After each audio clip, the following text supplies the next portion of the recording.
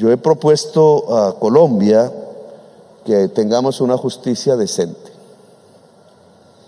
El otro lado de la moneda de la violencia es la impunidad.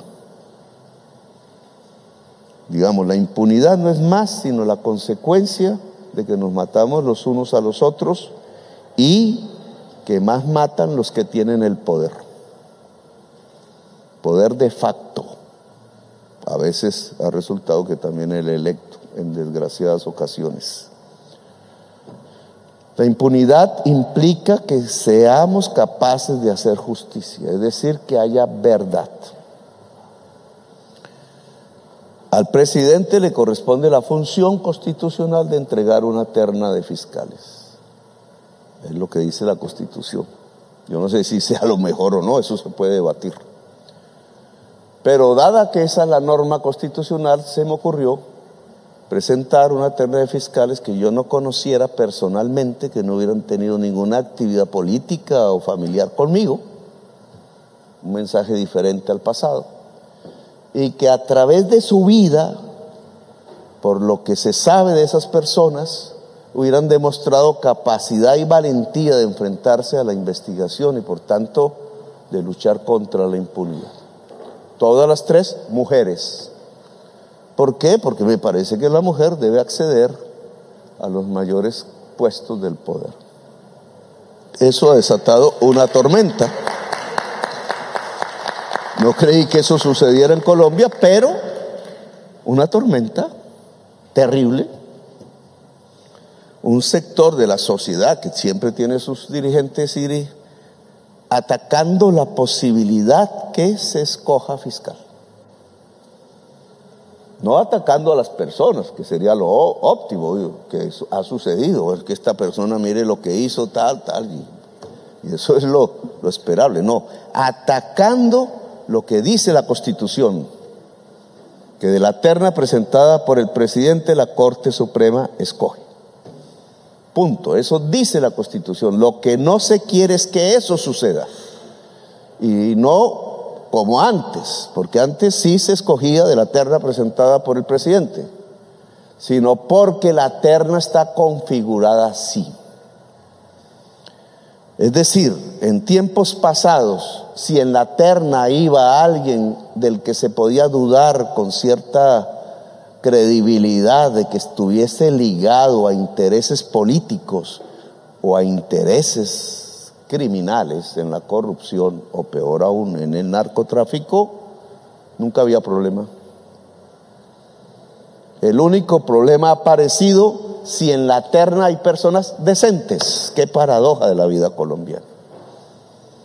Ahí sí hay un problema y no proviene de los mecanismos habituales, pongámosle esa frase, con que los magistrados de la Corte Suprema escogen, se demoran, etcétera. Bueno, eso es la habitud. Proviene de sectores ajenos a la justicia incluso.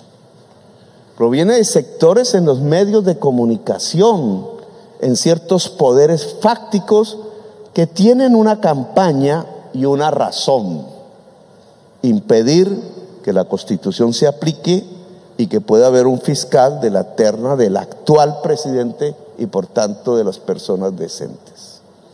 Luego voy a mostrar un Twitter y termino, un trino de esos que llaman ahora en las redes. Esto no surgió en Colombia, esto se hizo en Miami, se irradió por todo el estado de la Florida y fue la fuente de la información en Colombia. Ahí dice: el presidente colombiano Gustavo Petro envió a sus partidarios a tomar la sede de la Corte Suprema, insatisfecho porque se resisten a sus órdenes. Cuando el presidente da órdenes a la Corte Suprema, los jueces tuvieron que ser evacuados en helicópteros. Claro, la ciudadanía que escucha esto, colombiana, en el estado de la Florida y otros, dice: pues Petro es Trump. Disculpen que pronuncie ese nombre. Petro es un dictador. Es lo que me dicen a mí en ciertas instancias políticas y judiciales. Petro está repitiendo los hechos del Palacio de la Justicia de 1985 Petro está ordenando a la Corte que escoja algún amigote o amigota de él para que haga las investigaciones, lo que sí ha sucedido en el pasado. Lo peor no es si esto salió allá. Allá muchos no tenemos la capacidad de ir allá a desmentir eso, entonces muchos creerán eso. Ahí está el señor Nacho Montes de Oca, no sé quién será. Lo peor es lo que sucedió en Colombia. Ustedes se acuerdan que una vez hubo un experimento hecho por un grupo X diciendo que los venezolanos entraban en los conjuntos en Bogotá. Se están metiendo, mami, mira allá. ¡Mariana! ¿Dónde está Mariana? Estas falsas informaciones hicieron que muchos bogotanos se armaran con palos, bates y algunos hasta con armas de fuego para defenderse de los supuestos saqueos de vándalos que nunca aparecieron. Yo era congresista en ese entonces, no, era otro el alcalde. Y todo el mundo creyó eso, hasta yo. Yo a las 12 triné, hay que tener cuidado, no sé, todo el mundo. Hubo muertos por eso. Algún señor pasaba por ahí caminando y toda la gente había salido a ofender a las mujeres, a los niños con garrotes, y creyeron que el señor que pasaba por ahí era un venezolano y lo mataron. No hubo investigaciones de hecho. ¿Quién promovió una arquitectura comunicacional tal que hizo que ciudadanía saliera asustada, zozobra, aterrorizada? Eso se dio en medio de una movilización social, no me acuerdo si del paro agrario, que no estaba en Bogotá por obvias razones. Y la gente salió y mató unas personas inocentes. Nunca fue verdad, nunca hubo eso. Eso no existió, sino en una burbuja virtual construida a través de las nuevas tecnologías. Señor general, usted tiene que investigar esto, porque esta es una nueva realidad que solo las redes nos producen. El problema de ayer de esta información mentirosa, porque no hubo ningún magistrado herido, no hubo ningún magistrado sacado en helicóptero y no hubo un secuestro, siempre pudieron salir y entrar como quisieran. Es más, no salieron porque ellos le dijeron al general de la policía que no querían salir, sino que iban a trabajar más hasta la hora en que salieron. Pero en la opinión pública había otra historia, otra realidad. ¿Cuál era la realidad? Esta, porque medios de comunicación y dirigentes políticos cogieron esta información y la volvieron noticia real.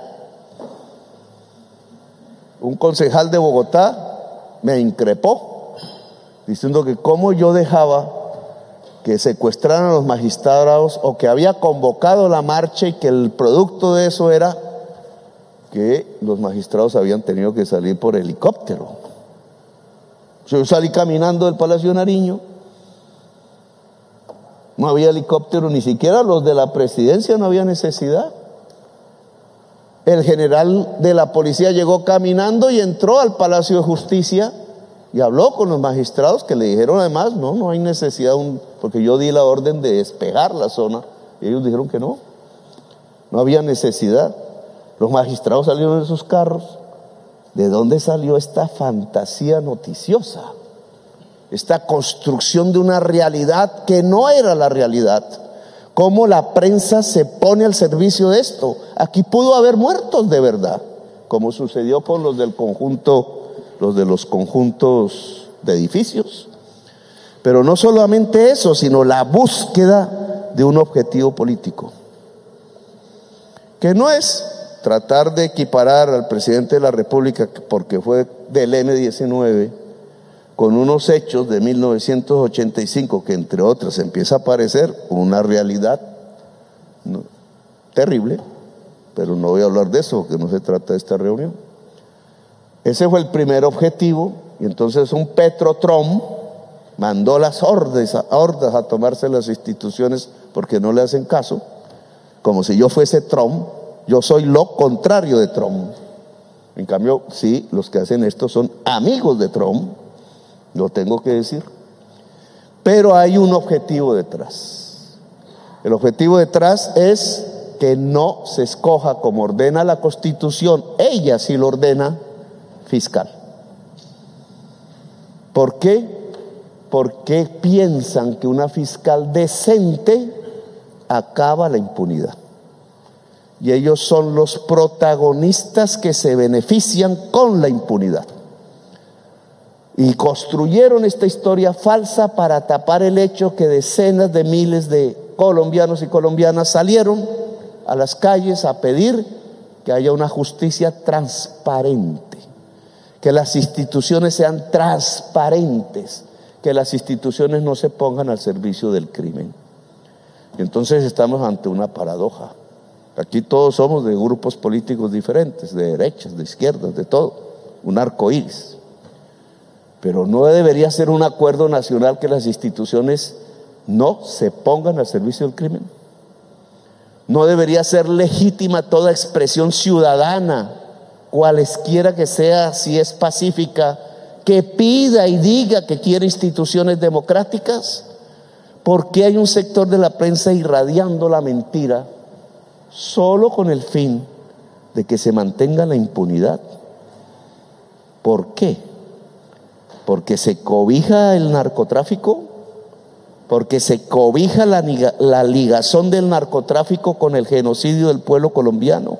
¿Porque se encubre la ligazón del narcotráfico con el poder político en Colombia y el económico? Y entonces se volvió revolucionario, subversivo, bolchevique, comunista y no sé qué más, el que simplemente se presente una terna de mujeres decentes para que la Corte pueda decidir libremente cuál de ellas es la nueva fiscal general de la nación. Esto tiene que ver con la conducta democrática con las poblaciones que gobernamos. Independientemente del cariz ideológico del gobernante, toda población debe gozar de sus derechos y sus libertades. Este gobierno quiere proteger eso. Uno de sus derechos es a la verdad. No puede suceder que este tipo de operaciones que hacen de la sociedad colombiana un conejillo de indias y manipulan desde algún lugar muy cómodo, no sé si en Miami o desde Bogotá, en las redes sociales, pueda producirnos un enfrentamiento tal que, como en la historia de Colombia sabemos, se puede saber cómo empieza, pero no se sabe cómo termina.